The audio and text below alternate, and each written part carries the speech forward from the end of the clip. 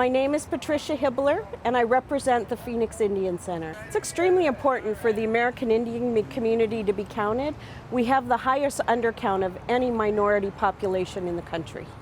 Within our community, it really tells us where people are at a point in time, and it means funding for nonprofits, for tribes, and other organizations supporting the American Indian community.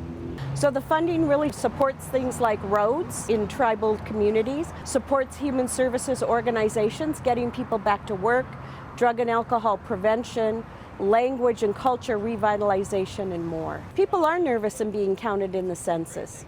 We tell them to trust it, that in the way of the design of the system, that data cannot be tracked back to any particular person and it remains anonymous.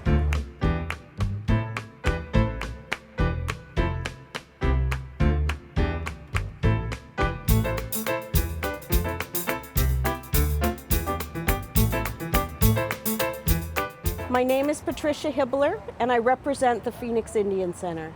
I support I Count 2020 because we all count.